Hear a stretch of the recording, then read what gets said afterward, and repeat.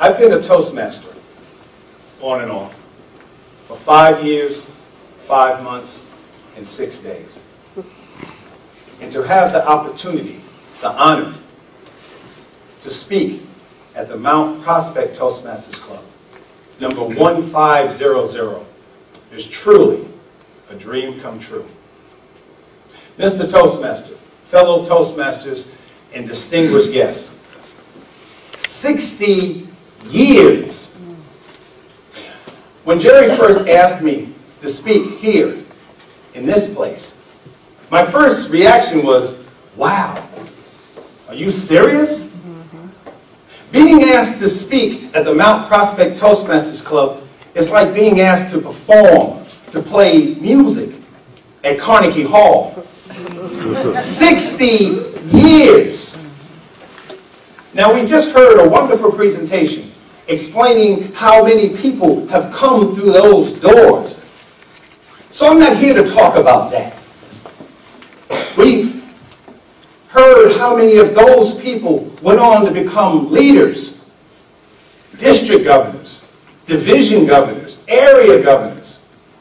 So I'm not here to talk about that.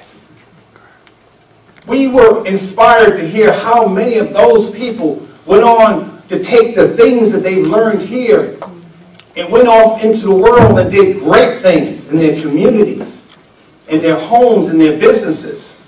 So I'm not here to talk about how many people came through those doors. I'm here to talk about why I think that they stayed. See, what I've learned in the short time of being a Toastmaster is that every club, big or small, has a sound. A sound. A type of music that when you hear it, something deep inside of you just says, yeah, this is it. This is the place. I can do meetings here. I can come week after week, month after month, year after year, decade after decade. 60 years. And I know it's music for 2 reasons. One, that's why I keep coming back. I quit for a while, but I continually miss the sounds, the music, and Jerry blowing up my phone. But the other reason is I love music. I love all kinds of music. I love jazz, blues, R&B. I really like Latin music. But when I need something, a type of music to truly stir my soul, I will always choose classical music. And although I enjoy the compositions of Bach, Beethoven, and especially Tchaikovsky, my all-time favorite composer is and shall always be Mozart. Wolfgang Amadeus Mozart. I don't remember where I was or even how old I was the first time I heard Mozart. But what I do remember is the sound.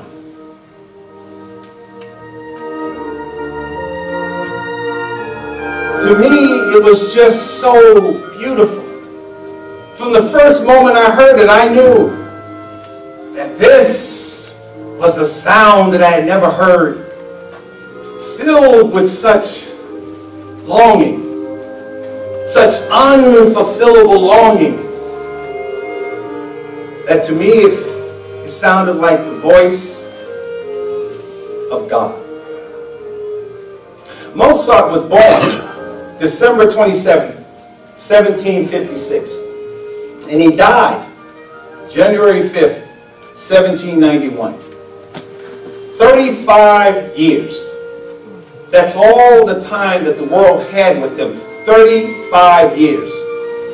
And yet, in that time, he created over 600 pieces of music. Here's a man who created his first concerto at the age of 4. His first symphony at 7. A full-scale opera at the age of 12. 600 pieces of music And many of them, such as the one you're listening to right now, was considered a masterpiece at the time that he wrote it. And yet, he died. Penniless. A pauper. He was buried in a potter's field in Vienna, Austria. But his music lives on. Over 200 years later, we are still talking about and writing about and watching movies about the concertos, about the operas, and listening to the symphonies of Wolfgang Amadeus Mozart. Ladies and gentlemen, because of Toastmasters, because of this club, I can humbly stand before you today and tell you with no hesitation whatsoever that I know exactly what Mozart felt like when he wrote his music. No, I haven't suddenly become a genius. And although I am now a distinguished Toastmaster, no, I haven't written hundreds and hundreds of speeches. And the ones that I have written, most of them, fine, Jerry, none of them will ever be considered masterpieces.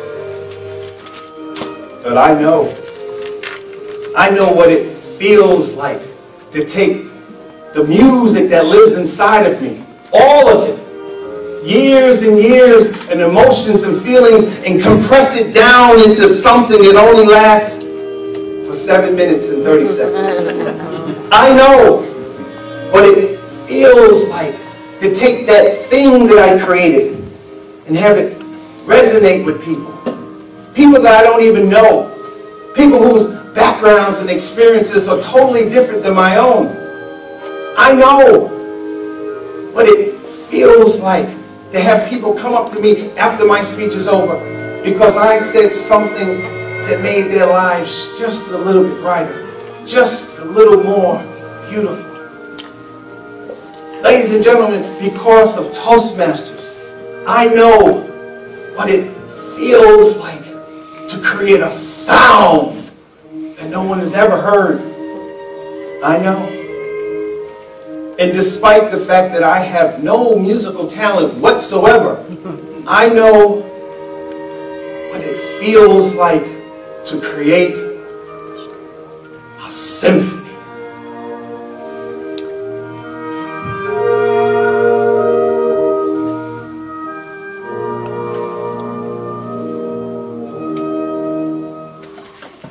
Now, some of you are confused. Some of you are saying to yourself, wait a minute, Barry, wait a minute, hold on for a second. I know what a symphony is. A symphony is a piece of music played by men and women sitting in a grand concert hall, an orchestra.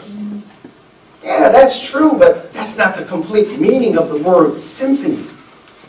Webster's defines a symphony as a harmony of sound. Go home, look it up. A harmony of sound. In fact, Webster's second definition for the word symphony is a harmony of any kind. Of any kind. So while it's true a symphony is a harmony of musical instruments, it is also true that a symphony can be a harmony of thoughts, and a harmony of ideas, and a harmony of feelings, and a harmony of emotions, and a harmony of words expressed by one person or a group of people. And that is what we're celebrating tonight.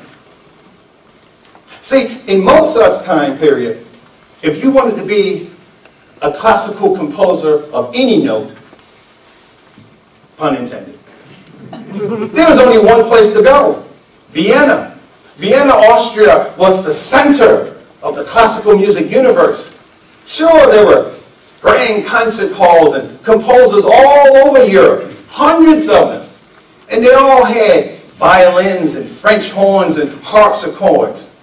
But if you wanted to be the best, Beethoven, Brahms, Bach, and Mozart, there was only one place to go, Vienna. Period. I found that the same is true for those of us who aspire to be truly great Toastmasters. Sure, there's clubs all over the district. Jerry told me the other day that there are 240 clubs in 8 divisions, and there's 4,800 members. And they all have VPs of educations and presidents and dues and treasurers, and they all meet once or twice a month. But if you aspire to be the best, Dick Storr, Bob Roman, Margaret O'Connor, Jeff Chadwick. Well, ladies and gentlemen, there's only one thing you have to do.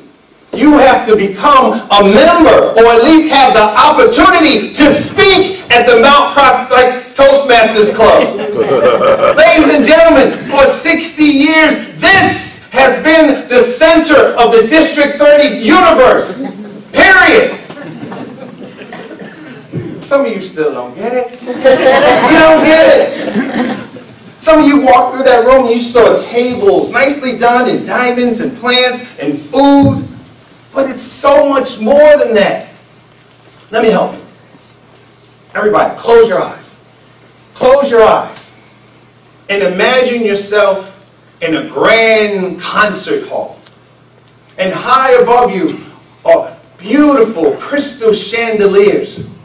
And on the walls are exquisite tapestries and paintings. Now, see yourself on a stage.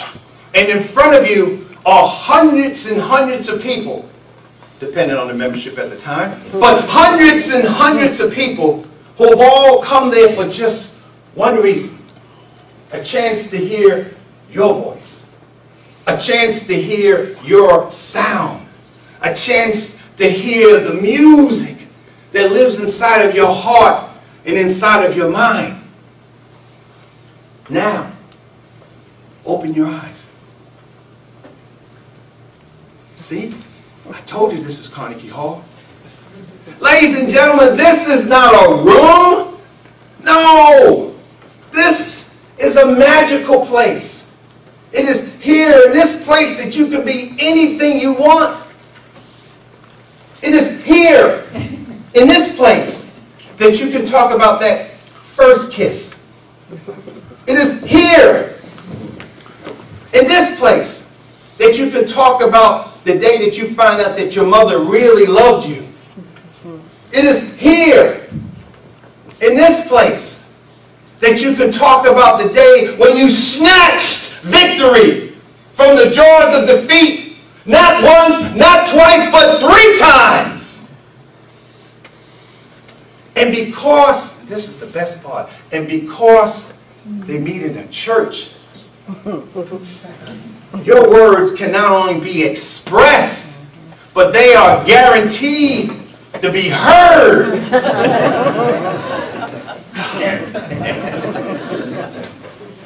So, what do you say? What do you say? Those of you who are members of the Mount Prospect Toastmasters Club, what do you say when someone asks you about being a Toastmaster? What do you say when someone asks you about this club, about this place? Yeah, you could say that this is the friendliest club in Chicago. That works. It's nice on the website. But if you have just a little bit more time, tell them that this is the place where dreams come true. If only for 7 minutes and 30 seconds. Tell them that this is the place where your visions, your passions, your ideas, tell them that this is the place where anything is possible. Members of the Mount Prospect Toastmasters Club, after 60 years, you have earned the right during your next open house to stand in the middle of the room, extend your hands as far as you can, look them directly in the eye, and tell them that this is the place where each and every meeting that you attend, you will have the opportunity to hear a harmony of sound.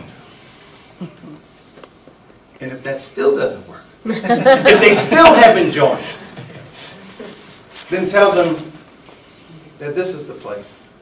This is the chance. This is the time. This is the moment. This is the opportunity to do exactly what Mozart did over 200 years ago. A chance to take the music that lives inside of you and share it with the world. Ladies and gentlemen, for 60 years, this is and shall always be the place where you can finally, and at long last, learn how to create your symphony.